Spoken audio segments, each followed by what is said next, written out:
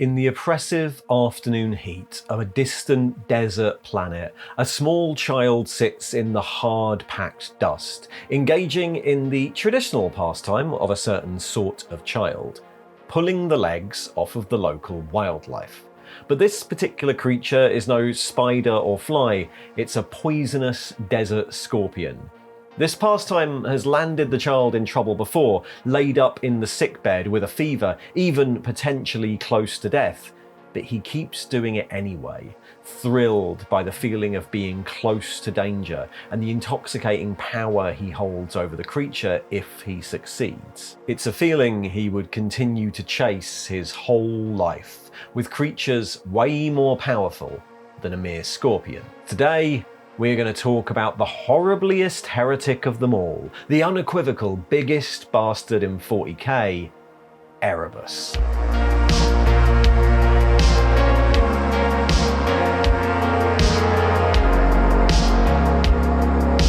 Erebus is a dick. Born into squalor, he would eventually rise to become one of the most prominent figures of the Great Crusade and one of the chief architects of the Horus heresy, the first chaplain of the Word-bearers, the Hand of Destiny, Dark Apostle of Chaos. It was his actions more than any other that laid the ground for the collapse of the nascent Imperium and the galactic civil war that followed, and in the 41st millennium he remains a significant threat to the Imperium. But his actions were never really the result of some grand plan or long-term ambition on his part, but a series of opportunities taken and an unwavering belief that he was exactly where he needed to be. The child that would eventually become Erebus was not born to a prominent family or an ancient martial culture. He was, in his own words, gutter trash.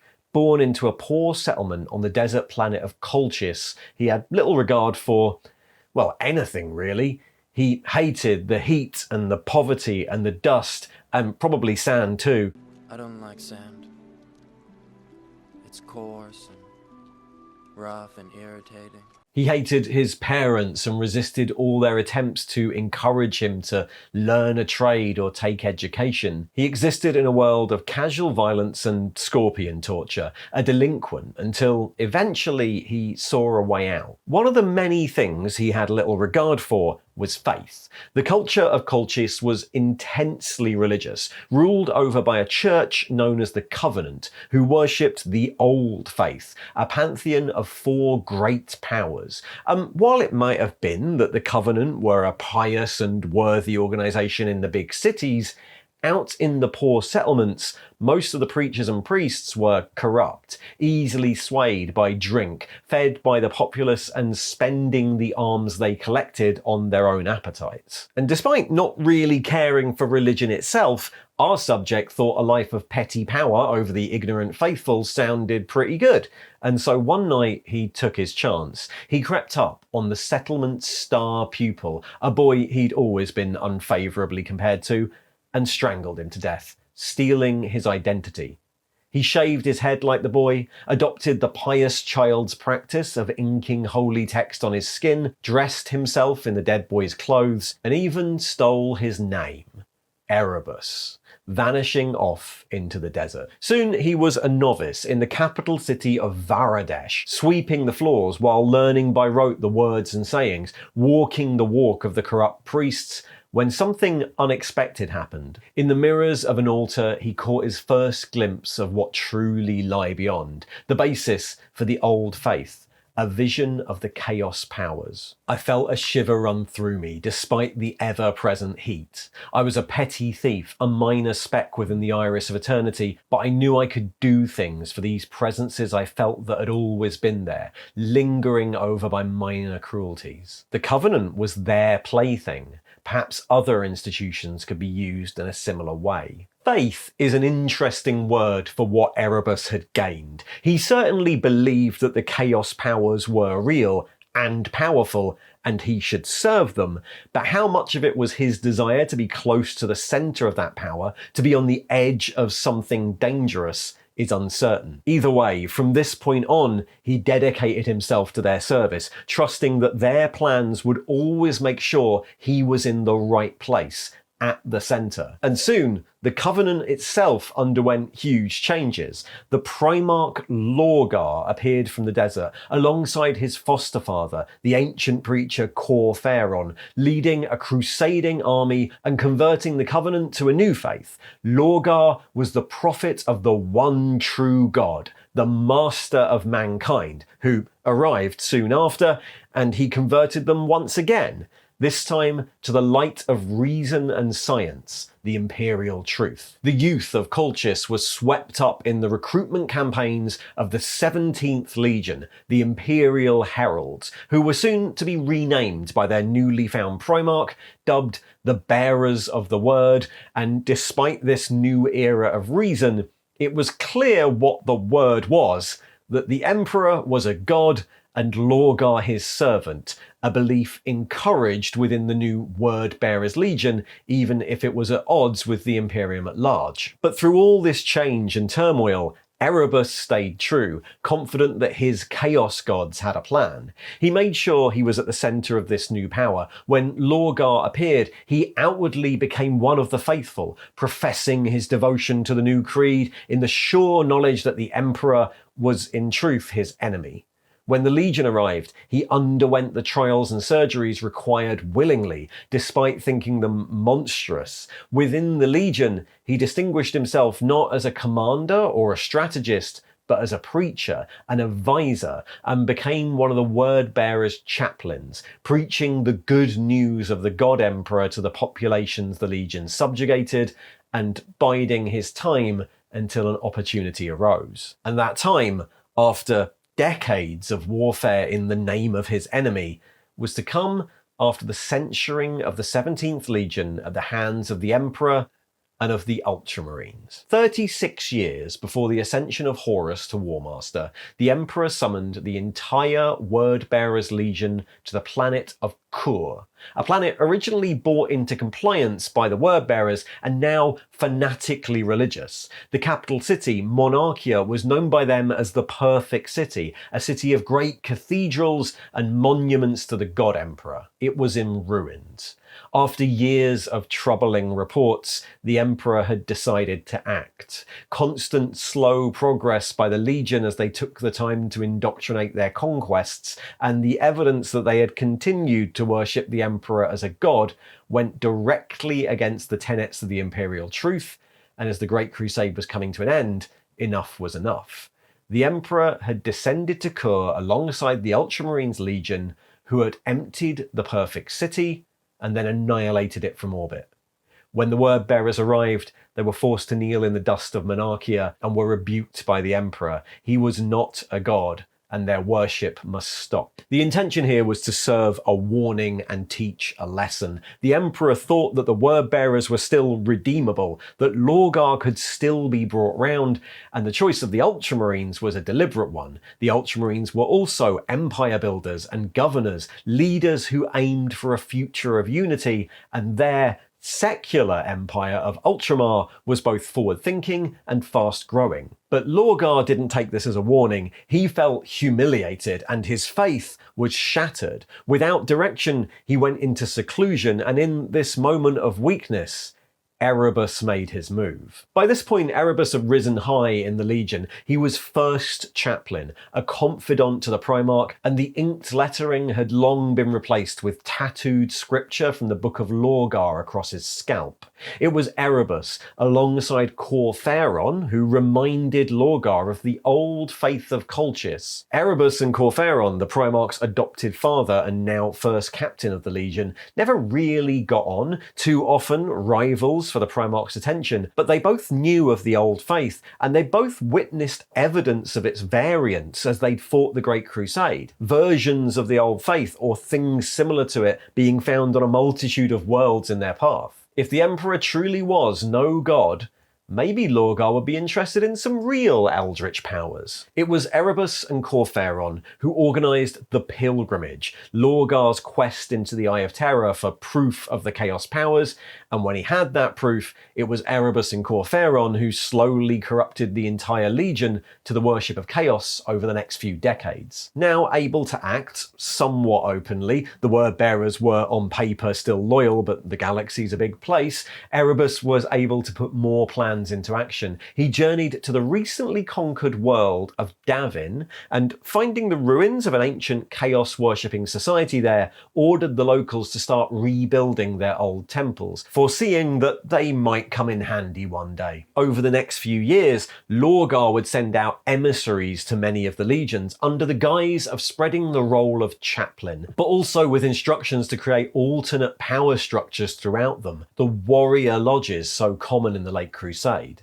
As first chaplain, Erebus was dispatched to the Lunar Wolves as chaplain to Horus himself, and he quickly became well known throughout that legion, a confidant of the Warmaster and a regular in the training cages, sparring against the Lunar Wolves captains. It was from that position, again close to the centre of power, that he was able to make his next most fateful move. During a diplomatic visit to a rediscovered human civilization known as the Interrex, Erebus stole an ancient demon weapon, the Anathame, prompting a war when the Interrex discovered its loss. He passed this Anathame in secret to Eugen Temba, the new governor of Davin, who was eventually corrupted by it and turned traitor against the Imperium. When news of this reached the Warmaster, Erebus stoked Horus's need for vengeance, since Davin had first been brought into compliance by the Lunar Wolves. In a meeting on the surface, he framed Temba as betraying not just the Imperium, but Horus himself, leading Horus to go after Temba personally. The resulting duel on the moon of Davin saw Horus wounded by the demon weapon and struck into a deep coma, whereupon Erebus convinced the now Sons of Horus captains to allow him to seek a spiritual cure, sequestering the Warmaster away in the Serpent Lodge on Davin, the same one he'd ordered reconstructed a few years before. In the warp, Erebus had the priests of Davin project him into Horus's consciousness, where he enacted his true masterpiece, corrupting Horus to the side of Chaos. He showed him visions of a nightmare future where Horus's contributions were forgotten. He framed the Emperor as a liar and a murderer, and played on Horus's sense of wounded pride at being left to run the crusade on his own. By the end, Horus was resigned to rebellion. How much of all of this was meticulously pre-planned is impossible to tell. Erebus had a habit of putting things in motion and then waiting to see how they could be best turned to the service of his masters. Though the intention was obviously to corrupt Horus eventually, just like with the corruption of Lorgar, it's likely that Erebus just waited until an opportunity presented itself and then took it, trusting that with the theft of the Anathame, events could be manipulated to his favour. But however it was planned, Horus did eventually fall. During the early heresy, Erebus stayed by the side of the Warmaster, planning the culling of the legions at Isstvan III, and later being instrumental in the betrayal at the Dropsite Massacre on Isstvan V. But after the Dropsite Massacre, he rejoined his legion as they journeyed to the eastern fringe and participated in the Battle of Calth, eventually declaring the betrayal of the Ultramarines and the millions dead at Calth a great sacrifice to the dark gods, and raising the Ruin Storm, a vast warp storm that would keep the Eastern Galaxy and the Loyalist legions active there, isolated from events on Terra and unable to intervene. From there, Erebus joined his Primarch Lorgar and the World Eaters Legion on the Shadow Crusade, rampaging through the worlds of Ultramar, but it was here that he started to overstep his mark with both his own Primarch and with the Warmaster. Seeing himself as the true hand of the gods, he became more and more arrogant. Attempting to corrupt a third Primarch, he pushed for the deployment of the Blood Angels and their Primarch, Sanguinius, to Cygnus Prime, something Lorgar strongly disagreed with, and during the Shadow Crusade, experiencing visions from his patrons, he murdered Argel Tal, leader of the Word-Bearers Galvorbak and one of Lorgar's favourites, when he saw that Argel Tal's friendship with Khan of the World Eaters would stop Khan becoming the chosen of the Chaos Power Khorne. This on its own led to a narrow escape. When he found himself fighting for his life against Khan in the World Eater's dueling pits, he narrowly managed to escape through the use of dark magic, but it wasn't the last wound he was going to suffer from an ally. When he returned to the War Master's side and found that the plan to corrupt the Blood Angels had failed, he raged at Horus himself, blaming him for the failure of his plan. Horus, using Erebus's own Athame dagger, flayed the chaplain's tattooed flesh from his skull and banished him from his sight for his insolence. He was now somewhat removed from the centre of power, unwelcome in the court of Horus or at the side of Lorgar, but for the rest of the heresy, Erebus continued to manipulate events to the benefit of the Dark Gods, turning up at various pivotal moments to be a bastard all over the place, led only by his visions and his use of Athame daggers to cut through space-time, sometimes in disguise and sometimes making use of allies within the traitor legions. He dispatched Wordbearer's forces to Traoris under Valdrek Elias to acquire the ultimate MacGuffin of the heresy, the Fulgurite, an ancient artifact that he foresaw could be used to kill a Primarch. He eventually betrayed Elias, giving the Fulgurite to the Cabal agent John Grammaticus in the hope that it would be used to kill Vulcan,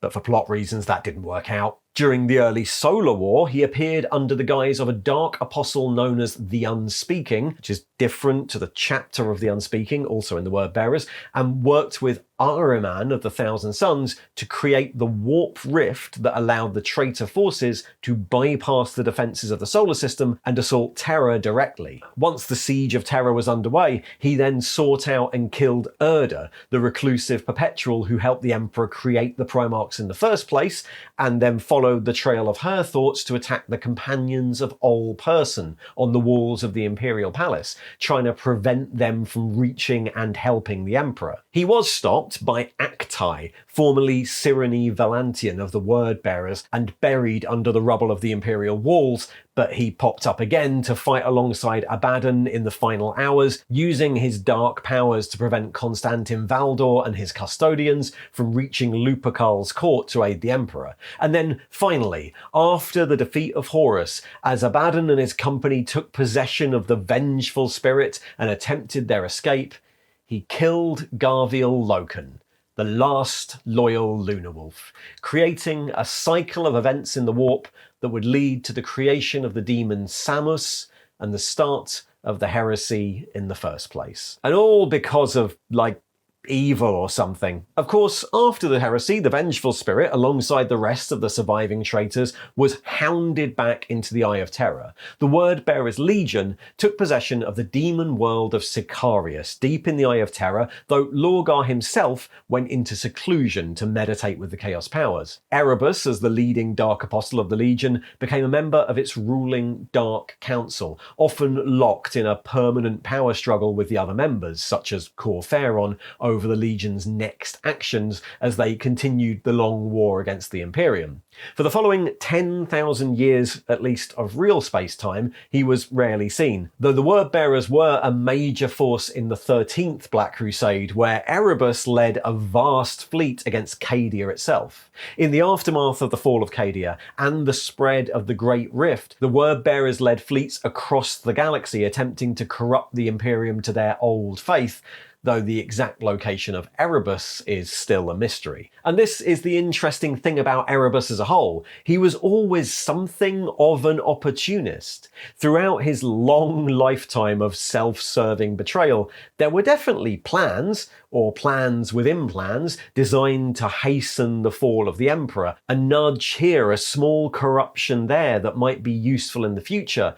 But much of the time, the great events he set in motion seemed to be almost random, with Erebus confident that his visions from the gods, the twisting tides of fate, and his own ability to be at the centre of things would allow him to be wherever his patrons needed him to be, to steer events in their favour. Was Horus always meant to fall specifically to Eugen Temba? Or did Erebus just trust that something would come up? Was Garviel Loken's death really the one thing that was needed to cement the Horus heresy, or just another action that might prove meaningful? In the warp, betrayal has a meaning in and of itself, And so Erebus will always be there, surviving the wrath of Primarchs, utterly dedicated to his own role as Hand of Fate, standing behind someone with a knife in his hand, ready to further the aims of his dark gods.